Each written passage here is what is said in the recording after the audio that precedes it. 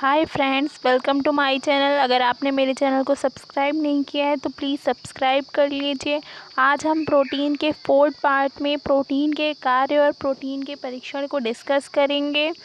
Notes के लिए आप मेरे टेलीग्राम चैनल को ज्वाइन कर सकते हैं। टेलीग्राम चैनल का लिंक डिस्क्रिप्शन बॉक्स में दिया हुआ है, वहाँ से जाके आप जो है टेलीग्राम चैनल ज्वाइन कर सकते हैं, जहाँ पर हम आपको हर क्लासेस के जो है नोट्स प्रोवाइड करते हैं।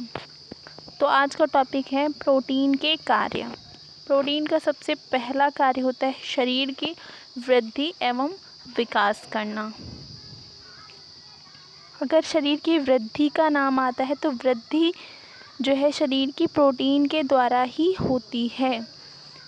प्रोटीन हमें जो है ऊर्जा प्रदान करने का भी कार्य करता है, लेकिन उस दशा में जो है प्रोटीन हमारे शरीर को ऊर्जा प्रदान करता है जब कार्बोहाइड्रेट जो है हमारे शरीर में कार्बोहाइड्रेट की कमी होती है। तब जो है प्रोटीन अपना कार्य छोड़कर जो है शरीर को ऊर्जा देने का कार्य शुरू करता है, और ये जो है अच्छा नहीं माना जाता, क्योंकि अगर प्रोटीन जो है ऊर्जा देने का कार्य करेगा तो हमारे शरीर की वृद्धि एवं विकास जो है रुक जाएगा। दूसरा है नए ऊतकों के निर्माण के साथ साथ अतिरिक्त शरीर में टूट फूट के पुनर्निर्माण के लिए भी प्रोटीन आवश्यक होता है। हमारे शरीर की सबसे छोटी इकाई कोशिका होती है, जिसे सेल कहते हैं। प्रोटीन की बनी हुई होती है। कई कोशिकाएं आपस में मिलकर जो है ऊतक यानी कि टिश्यू का निर्माण करती हैं। टिश्यू आपस में मिलकर ऑर्गन यानी कि अंग का निर्माण करते हैं, और अंग जो है जब क्रमबद्ध रूप से व्यवस्थित होते हैं तो हमारे शरीर का निर्माण होता है। नेक्स्ट है शरीर के आवश्यक यौगिकों का निर्माण करना, जैसे कि इंसुलिन का, अन्य हार्मोन्स का भी निर्माण जो है प्रोटीन करता है। हमने उस दिन पढ़ा था कि हार्मोन्स, एंजाइम सभी का निर्माण जो है प्रोटीन के द्वारा ही होता है। इंसुलिन अग्न्याशय की बीटा कोशिकाओं से, लैंगरहैंस की दीपिकाओं से स्रावित होता है, जो कि शरीर में ग्लूकोज की मात्रा को संतुलित रखने का कार्य करता है। नेक्स्ट है पानी का संतुलन बनाए रखना। आगे है पोषक तत्वों के संवहन में सहायक। प्रोटीन जो है पोषक तत्वों के संवहन में भी सहायक होती है। नेक्स्ट पॉइंट है प्रोटीन की कमी से क्वाशियोरकर व मरेस्मस रोग हो जाता है। अगर क्वाशियोरकर का नाम आता है, क्वाशियोरकर सिर्फ प्रोटीन की कमी से होता है। अगर क्वेश्चन में आपसे पूछा जाए कि सिर्फ प्रोटीन की कमी से होने वाला रोग कौन सा है, तो क्वाशियोरकर। अगर पूछा जाए मरेस्मस रोग जो है किसकी कमी से होता है, तो मरेस्मस जो है प्रोटीन और कार्बोहाइड्रेट दोनों की कमी से मरेस्मस रोग होता है। इसकी अधिकता से किडनी प्रभावित होती है।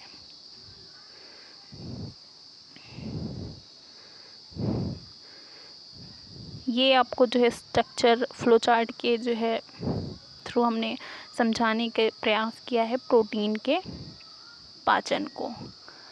आमाशय का पेप्सिन, यहाँ से आप इसको भी याद करते हुए चलिएगा कि आमाशय में कौन सा एंजाइम पाया जाता है, पेप्सिन। आमाशय का पेप्सिन प्रोटीन को पेप्टॉन में बदलता है। यहाँ से क्वेश्चन ऐसे पूछा जा सकता है कि आमाशय में कौन सा एंजाइम प्रोटीन को पेप्टॉन में बदलता है, तो पेप्सिन आंसर होगा। और ऐसे भी क्वेश्चन आ सकता है कि आमाशय का पेप्सिन प्रोटीन को किस में परिवर्तित करता है, तो पेप्टॉन में परिवर्तित करता है। फिर जो है जब प्रोटीन पेप्टॉन में बदल जाती है आमाशय में, उसके बाद अग्न्याशय का जो है ट्रिप्सिन, अग्न्याशय में कौन सा पाया जाएगा, ट्रिप्सिन। अग्न्याशय का ट्रिप्सिन एंजाइम पेप्टॉन को पेप्टाइड में बदलता है। तो यहाँ से भी दो क्वेश्चन पूछे जा सकते हैं कि अग्न्याशय का कौन सा एंजाइम पेप्टॉन को पेप्टाइड में बदलता है। यहाँ ऐसे भी क्वेश्चन पूछा जा सकता है, और इस प्रकार से भी क्वेश्चन आ सकता है कि अग्न्याशय का ट्रिप्सिन एंजाइम पेप्टॉन को किस में परिवर्तित करता है, तो पेप्टाइड में परिवर्तित करता है। आगे है छोटी आंत का इरेप्सिन पेप्टाइड को एमिनो अम्ल में बदलता है। तो अब छोटी आंत में कौन सा एंजाइम पाया जाता है? इरेप्सिन क्या करता है? ये पेप्टाइड को एमिनो एसिड में चेंज करने का कार्य करता है। तो यहाँ से भी एज इट इज़ 2 क्वेश्चन बन सकते हैं कि छोटी आंत का कौन सा एंजाइम पेप्टाइड को एमिनो एसिड्स में बदलता है, या फिर छोटी आंत का इरेप्सिन एंजाइम पेप्टाइड को किस में परिवर्तित करता है। तो यहाँ से जो है इस पॉइंट से ये जो इतना एरिया है ये आपके लिए स्टार पॉइंट है, यहाँ से क्वेश्चन आ सकते हैं। तो इसको जो है अच्छे से ध्यान रखिएगा। और यहाँ पर क्वाशियोरकर और मरेस्मस, क्वाशियोरकर सिर्फ प्रोटीन की कमी से होता है, मरेस्मस प्रोटीन और कार्बोहाइड्रेट दोनों की कमी से होता है। नेक्स्ट प्रोटीन के चैप्टर में सबसे मेन पॉइंट आता है प्रोटीन्स के परीक्षण का, यानी कि टेस्ट का। टेस्ट से भी क्वेश्चन आपसे जो है पूछे जाते हैं और बहुत ही इम्पोर्टेंट क्वेश्चन होते हैं, 1 लाइनर क्वेश्चन होते हैं। आपको आ रहा है तो आप जो है तुरंत टिक कर सकते हैं, और नहीं आ रहा है तो आप गैस करेंगे, और गैस सही भी हो सकता है और गलत भी। तो इस जो है टॉपिक को आप जो है अपने माइंड में क्लियर करते हुए चलिएगा कि यहाँ से अगर एग्ज़ाम में पूछा जाता है तो पर्टिकुलर इस पेज से अगर क्वेश्चन आता है तो आपका एग्ज़ाम में वो क्वेश्चन ना छूटे, आप उसको क्रैक करके आएँ। प्रोटीन के परीक्षण में जो है 10 तरीके के परीक्षण को हम यहाँ पे डिस्कस करेंगे, और यही 10 मोस्ट इम्पॉर्टेंट माने जाते हैं। सबसे पहला परीक्षण होता है बाईयूरेट, इसको आप बाव कर लीजिएगा, बाईयूरेट परीक्षण। ये किस लिए किया जाता है? प्रोटीन में पेप्टाइड बॉन्ड का पता लगाने के लिए। तो क्वेश्चन यहाँ से ऐसे बन के आ सकता है कि पेप्टाइड बॉन्ड का पता लगाने के लिए किया जाने वाला परीक्षण कौन सा है? तो बाईयूरेट परीक्षण। या ऐसे भी क्वेश्चन पूछा जा सकता है कि बाईयूरेट परीक्षण जो है किस लिए किया जाता है? तो पेप्टाइड बॉन्ड का पता लगाने के लिए। दूसरा टेस्ट है आपका ज़ैंथोप्रोटिक परीक्षण। ज़ैंथोप्रोटिक परीक्षण क्यों किया जाता है? एरोमेटिक एमिनो एसिड की मात्रा को जानने के लिए। तो एरोमेटिक एमिनो एसिड्स का पता लगाने के लिए कौन सा परीक्षण किया जाता है? ज़ैंथोप्रोटिक परीक्षण। या फिर ऐसे पूछा जा सकता है कि ज़ैंथोप्रोटिक परीक्षण किस लिए किया जाता है? एरोमेटिक एमिनो एसिड्स को। ये क्वेश्चन सुमेलित कीजिए, ऐसे करके आते हैं, और एक तरफ आपके जो है दिए होते हैं परीक्षण के नेम, और दूसरी तरफ जो है दिया होता है कि किस लिए किया जाता है, और आपको जो है सीक्वेंस में जो है चुनना होता है। इस तरीके से क्वेश्चन पूछे जाते हैं। तीसरा है मिलन्स परीक्षण। मिलन्स परीक्षण क्यों किया जाता है? घुलनशील प्रोटीन का पता लगाने के लिए। तो इसको आप ऐसे ट्रिक से याद कर सकते हैं, मिलन्स से आप याद कर लीजिए मिलनशील, और जो मिलनशील होता है वो सब जगह घुल मिल जाता है। तो आप ऐसे याद कर सकते हैं कि मिलन्स परीक्षण घुलनशील प्रोटीन का पता लगाने के लिए किया जाता है।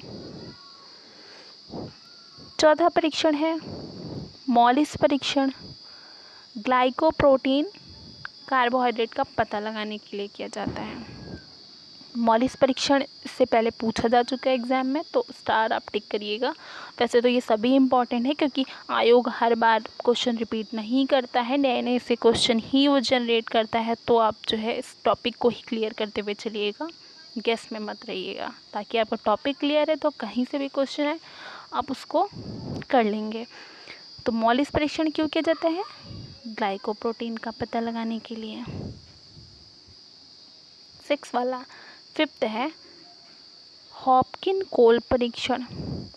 हॉपकिन कोल परीक्षण प्रोटीन में ट्रिप्टोफैन एमिनो एसिड की मात्रा का पता लगाने के लिए। हॉपकिन परीक्षण ट्रिप्टोफैन एमिनो एसिड का पता लगाने के लिए किया जाता है। क्वेश्चन ऐसे भी पूछा जा सकता है कि ट्रिप्टोफैन अमीनो एसिड्स की मात्रा का पता लगाने के लिए किए जाने वाला परीक्षण बताइए। या फिर ऐसे भी क्वेश्चन आ सकता है कि हॉपकिन कोल परीक्षण किस लिए किया जाता है, तो अमीनो एसिड में ट्रिप्टोफैन अमीनो एसिड की मात्रा को जानने के लिए किया जाता है।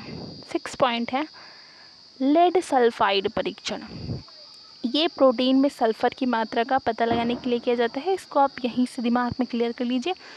लेड सल्फाइड परीक्षण में ही सल्फाइड लगा और सल्फाइड से सल्फ़र याद रखिएगा। इसको आप थोड़ा सा जो है एक बार ध्यान से सुन लीजिए, इसको याद करने की इतनी ज़रूरत नहीं है।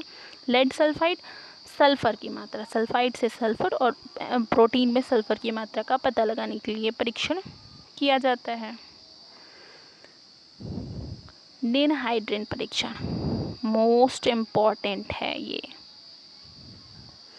कई बार पूछा जा चुका है कि निनहाइड्रेन परीक्षण किस लिए किया जाता है, अमीनो एसिड की मात्रा का पता लगाने के लिए।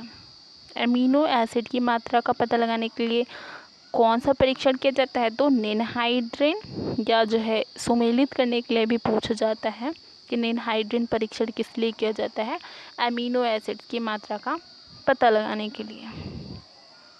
8 है नाइट्रोप्रेसाइड परीक्षण, क्रिस्टीन यूरिया की मात्रा का पता लगाना। ये भी स्टार पॉइंट लगा लीजिए, यहाँ से भी क्वेश्चन आ सकता है कि यूरिया की मात्रा का पता लगाने के लिए कौन सा परीक्षण किया जाता है, तो नाइट्रोप्रेसाइड परीक्षण। माइक्रोजेल्डोल परीक्षण, स्टार लगाइएगा इस क्वेश्चन पे। किस लिए किया जाता है, प्रोटीन में नाइट्रोजन की मात्रा का पता लगाने के लिए माइक्रोजेल्डोल टेस्ट किया जाता है। 10 है माइक्रोकेल्डोल परीक्षण। ये क्यों किया जाता है, ये प्रोटीन मेटाबॉलिज्म की क्षमता का पता लगाने के लिए। माइक्रोजेल्डोल पूछ रहा है तो प्रोटीन में नाइट्रोजन की मात्रा का पता लगाने के लिए है, और माइक्रोकेल्डोल पूछ रहा है तो प्रोटीन मेटाबॉलिज्म की क्षमता का पता लगाने के लिए ये परीक्षण किया जाता है। ये हमारे 10 परीक्षण हैं जो कि एग्ज़ाम के पॉइंट ऑफ व्यू से ये पूरा पेज ही आपके लिए मोस्ट इम्पॉर्टेंट है।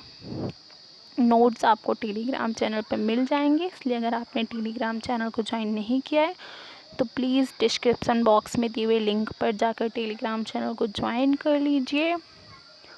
आपने जो है इससे पहले कभी टीजीटी या पीजीडी का एग्ज़ाम दिया है या नहीं दिया है, इसको कमेंट बॉक्स में लिख के बताएं। क्लास कैसी लगी, अच्छी लगी हो तो भी कमेंट बॉक्स में लिख के बता सकते हैं, और ना अच्छी लगी हो तब भी आप जो है कमेंट बॉक्स में मुझे लिख के बता सकते हैं। मैं सुधार करने की कोशिश करूँगी। Thank you.